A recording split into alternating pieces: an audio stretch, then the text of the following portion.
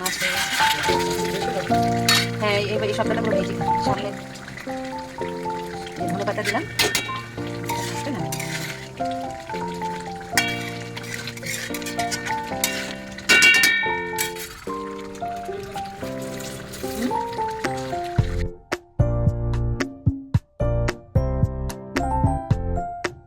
Come to my channel স্বপ্ন হবিস।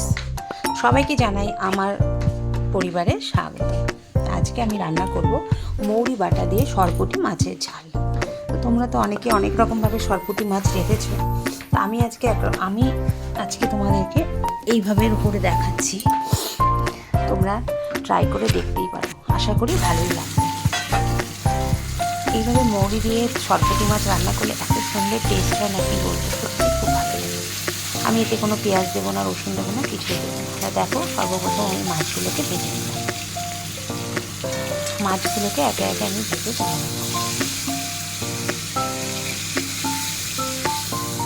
মাছগুলো ভাজা হয়ে গেলে আমি পরপর একে একে মাছগুলো ভেজে ভেজে তুলে নেব।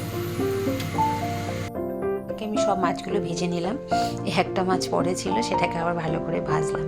আর দেখো, আমি রান্নার জন্য নিয়েছি টমেটো, হলুদ, টমেটো নিয়েছি, হলুদ নিয়েছি, নুন নিয়েছি, কাঁচা লঙ্কা নিয়েছি, ফোড়নের জন্য নিয়েছি কালো জিরে, আর নিয়েছি মৌরি আর কাঁচা লঙ্কা বাটা। এই হচ্ছে আমার লাগবে। আর আমি কোনো এক্সট্রা মশলা কিছু দেবো না। শেষে দেবো ধনে পাতা। আমি রান্নাটা কিন্তু লোহার কড়াইতে করছি। কেন বলো তো? লোহার কড়াইতে রান্না খাওয়া নাকি খুব ভালো, কারণ আমাদের তো আয়রনের ঘাটতি থাকেই, জানো। দেখো, আমি মৌরিগুলো দিয়ে দিলাম, তার সাথে দিয়ে দিলাম একটা কাঁচা লঙ্কা। আয়রনের ঘাটতি কিছুটা হলেও আমি লোহার থেকে পূরণ হবে আর কি, এই কারণে আমি লোহার কড়াইতেই রান্না করছি। তারপরে দিয়ে দিলাম টমেটোটা। আর এই লোহার কড়াইটা আমি কোথা থেকে এনেছি জানো? ঝাড়খণ্ড থেকে। আর কড়াইটা কি সুন্দর দেখো ছড়ানো, আমার ভীষণ ভালো লেগেছে এই কড়াইটা। এর মধ্যে টমেটো দিয়ে দিলাম একটু নুন দিয়ে, এবার টমেটোটা যাতে তাড়াতাড়ি নেতিয়ে যায় আর কি, তার জন্য একটু নুন দিয়ে দিলাম। দিয়ে এবার এটাকে একটু ঢেকে দেবো কিছুক্ষণ। এই লোহার কড়াইটা তো সিজনিং করার ভিডিও আমি দিয়েছি, তোমরা দেখে নিতে পারো। আর সবাই বলে লোহার কড়াইতে রান্না করলে নাকি তরকারি কালো হয়, কিন্তু বিশ্বাস করো, আমি 2 দিন ধরে রান্না করছি, আমার তরকারিতে কোনো কালো হয়নি, বেশ সুন্দর তরকারি হয়েছে। যদিও আমি কাঁচা লঙ্কায় রান্না করি, শুকনো লঙ্কার কোনো গুঁড়োও ইউজ করি না। এই যে আমার টমেটোটা দেখো ম্যাশ হয়ে গেছে, এটাকে এবার ম্যাশ করে নেব, সেদ্ধ হয়ে গেছে, টমেটোটা নরম হয়ে গেছে, ভালো করে ঘেটে নিলাম। এর মধ্যে একে একে দিয়ে দেবো আমার যে সব মশলাগুলো আছে সেইগুলো। এবার আমি এর মধ্যে দিয়ে দিলাম মৌরি আর লঙ্কা বাটাটা। একটু জল জল হয়েছে, কারণ মিক্সিতে একটু জল দিয়ে না বাটলে বাটাটা ঠিক হয় না, তার জন্য দিয়ে দিলাম মৌরি বাটাটা। আর আমার এই পুরো ভিডিওটা দেখার অনুরোধ রইল। ভালো লাগলে অবশ্যই লাইক করো, কমেন্ট করো এবং সাবস্ক্রাইব করতে ভুলো না কিন্তু, তাহলে আমার নতুন নতুন ভিডিওর নোটিফিকেশান তোমাদের সামনে পৌঁছে যাবে। এরপর দিয়ে দিলাম নুন, হলুদ দিয়ে এবার মশলাটাকে আমি ভালো করে কষাবো। আমার নতুন নতুন ভিডিও আসার রেসিপি তোমাদের রান্নার রেসিপি তোমাদের কাছে পৌঁছে যাবে, তার নোটিফিকেশান। আমি ঘরোয়াভাবেই রান্না করি, আমি বেশি তেল মশলা ইউজ করি না। জানি তোমরা অনেকেই খুব ভালো রান্না করতে পারো, তবু আমি যেভাবে রান্না করি, আমি আমার মতো টেকনিক করে তোমাদের মধ্যে শেয়ার করলাম। ভালো লাগলে ট্রাই করে দেখো, আশা করি ভালো লাগবে। এবং রান্না করে কেমন রান্নাটা লাগলো সেটাও যদি কমেন্টে জানাও, তাহলে আমি খুব খুশি হব। তাহলে রান্নার আগ্রহ পাবো, আর তোমাদের নতুন নতুন ভিডিও দেওয়ারও আগ্রহ পাবো। দেখো, আমার মশলাটা অনেকটা কষিয়ে এসেছে। এবার মশলাটা নাড়তে থাকবো যতক্ষণ না তেল ছাড়ে। তেলও কিন্তু আমি বেশি দিইনি, দেখেছো তো, খুব অল্প তেলেই রান্না করেছি। আমি কিন্তু খুব অল্প তেল মশলাতেই রান্না করি, শুকনো লঙ্কা আমি কখনোই ইউজ করি না। দেখো, আমার মশলাটা প্রায় কষিয়ে এসেছে। আর মৌরি তো খাওয়া ভালোই, জানো, মৌরি খেলে হজম হয়, পেটের হজম হয় শুনেছি মৌরি খেলে। তো মৌরি বাটা তরকারি খেলে আশা করি কোনো অসুবিধা হবে না। গ্যাস অম্বলও নাকি কম হয় মৌরি ভিজানো জল খেলে। তোমাদের এই রান্নার মধ্যে আরেকটা টিপস দিয়ে রাখি, আর আমি এবার জল দিয়ে দিলাম। তোমরা যদি বাজার থেকে ধরো, অনেক সময় অনেক কাঁচা লঙ্কা নিয়ে আসা হয়, সেটা তো রেখে দিলে নষ্ট হয়ে যায়। তোমরা যদি সেটা বোটা ছাড়িয়ে কাঁচা লঙ্কাটার মধ্যে সর্ষের তেল মাখিয়ে রাখো, তাহলে 1 মাস না হলেও দিন 20 মতো কাঁচা লঙ্কাটা ভালো থাকবে। বোটা ছাড়িয়ে রাখলে তো তোমার দিন 10 ভালো থাকবেই, আর একটু তেল মাখিয়ে রাখলে সেটা নাকি আরও বেশি ভালো থাকে। তো আজকে ছিল আমার এই টিপসটা তোমাদের জন্য। আর এই দেখো, আমি জল দিয়ে দিলাম। জল দিয়ে এবার আমি করবো কি, কাঁচা লঙ্কাটা দিয়ে দেবো, দিয়ে আমি ঢেকে দেবো জলটা ফোটা পর্যন্ত। আমার জলটা দেখো ফুটে এসছে, এবার মাছটা দিয়ে দেবো, দিয়ে কাঁচা লঙ্কাটা দেবো। আমি একটু গুলিয়ে ফেলেছি, কারণ কথাটা আমি পরে দিচ্ছি, কারণ ওই সময় চিমনির আওয়াজ হয় তো কিছু শোনা যায় না, তার জন্য আমি কথাটা পরেই দিলাম।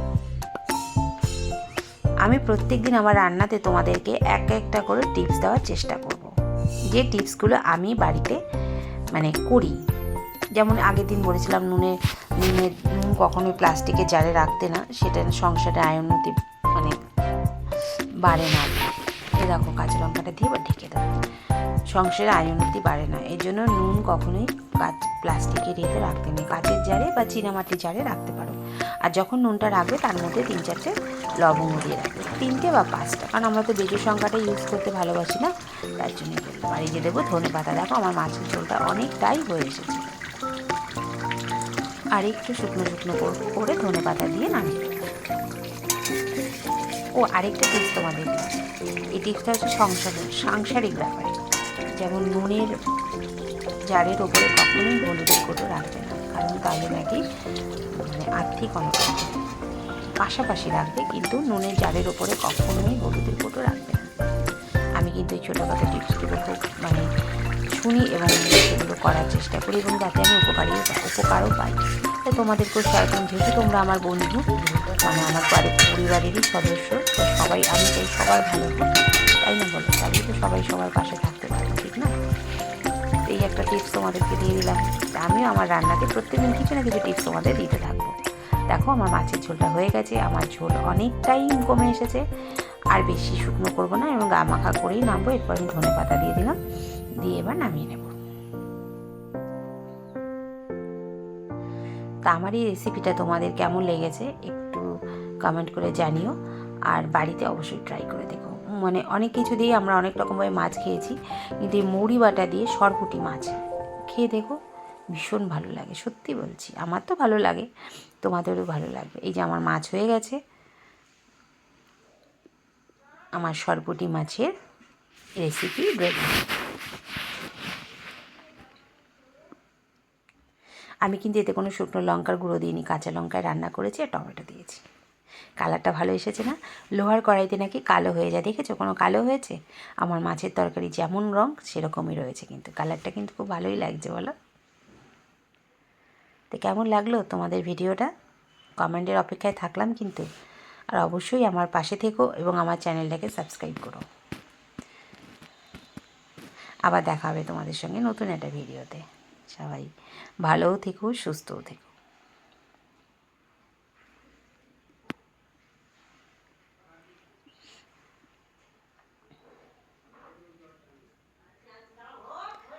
এই যে আজকে আমি রান্না করলাম সরপুঁটি মাছের ঝাল মৌরি বাটা দিয়ে, শুধু মৌরি আর কাঁচা লঙ্কা বাটা, আমি আর এর মধ্যে কিচ্ছু দিইনি, আদা বাটাও দিইনি।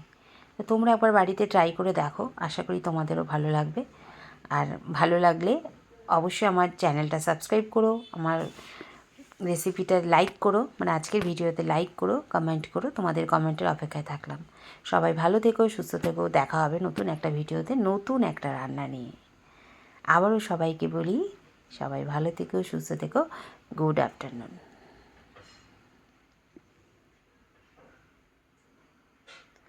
গরম গরম ভাতে আমি মাছটা সার্ভ করে দিলাম।